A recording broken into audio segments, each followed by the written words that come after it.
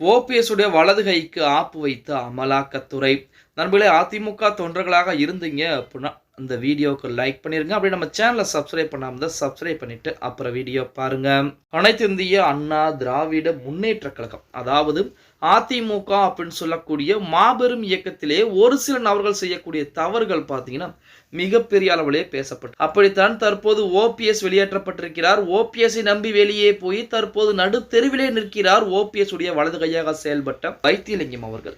வைத்தியலிங்கத்தை பொறுத்த வரைக்கும் பார்த்தீங்க அப்படின்னா ஓபிஎஸ் உடைய அனைத்து விதமான செயல்பாடுகளும், ஏன் ஓபிஎஸ்க்கு மூளையாக கூட செயல்பட்டவர் வைத்தியலிங்கம். திருச்சியிலே மாநாடு, அது மட்டும் இல்லாமல் ஓபிஎஸ் செய்யக்கூடிய அனைத்து வேலைகளுக்கும் வைத்தியலிங்கத்தின் உடன்பாடு கண்டிப்பாக இருக்கும். அப்படிப்பட்ட வைத்தியலிங்கத்தையே காப்பாற்ற தவறி விட்டார் ஓபிஎஸ் அவர்கள் அப்படின்னு சொல்லி தற்போது மிகப்பெரிய அளவிலே ஓபிஎஸ்க்கும் வைத்தியலிங்கத்துக்கும் இடையே பிரச்சனை என்பது எழ ஆரம்பித்திருக்கு. அது மட்டுமல்லாமல் வைத்தியலிங்கத்துடைய 100 கோடி ரூபாய் சொத்துக்கள், 2 அசையா சொத்துக்கள் மொத்தம் சேர்த்து 100 கோடி ரூபாய் சொத்துக்களை அமலாக்கத்துறை அதிகாரிகள் முடக்கி இருப்பதாக செய்திகள் என்பது வெளியாகிக்கும். அதாவது அதிமுகவிலே ஜெயலலிதா அமைச்சரவையில் வீட்டு வசதித்துறை அமைச்சராக இருக்கக்கூடிய அந்த சமயம் 2011-2016 காலகட்டத்திலே அப்போது வீட்டு வசதித்துறை அமைச்சராக இருந்திருக்கிறார் நமது வைத்தியலிங்கம் அவர்கள். தனியார் நிறுவனத்துக்கு குடியிருப்புகள் கட்ட அனுமதி வழங்கக்கூடிய அந்த வேளையிலே 27.90 கோடி ரூபாய், அதாவது 28 கோடி ரூபாய் லஞ்சம் பெற்றதாக ஒரு மீது புகார் என்பது எழ ஆரம்பிக்குது. அப்படித்தான் கடந்த மாதங்களிலே பார்த்தீங்கன்னா நமது வைத்தியலிங்கத்துடைய வீடுகள், அலுவலகங்கள்லாம் சோதனை என்பது செய்யப்பட்டது. அந்த சோதனையிலே பல ஆதாரங்களும் சிக்கி இருந்தது அப்படிங்கிற செய்திகள் அவங்க அனைவருக்கும் தெரிஞ்சிருக்கும். அதன் அடிப்படையில் தற்போது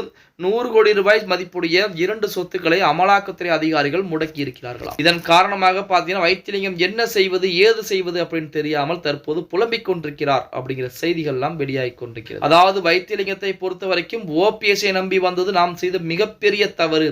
பேசாமல் எடப்பாடி பழனிசாமியை நம்பி அதிமுகவிலே இருந்திருந்தால் கண்டிப்பாக இந்த பிரச்சனையை அதிமுக பார்த்து கொள்ளும், அதிமுக தன்னை காப்பாற்றி இருக்குமே அப்படிங்கிற மாதிரி வைத்தியலிங்கம் அவர்கள் தற்போது புலம்பிக் கொண்டிருக்கிறாராம்.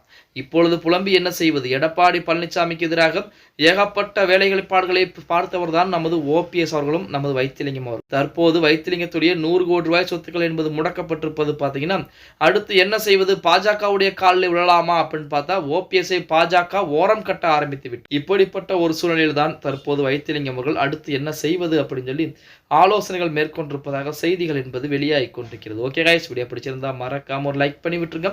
அப்படி இந்த வீடியோ ஃப்ரெண்ட்ஸ் அண்ட் ஃபேமிலிக்கும் ஒரு ஷேர் பண்ண மறந்துடாதீங்க.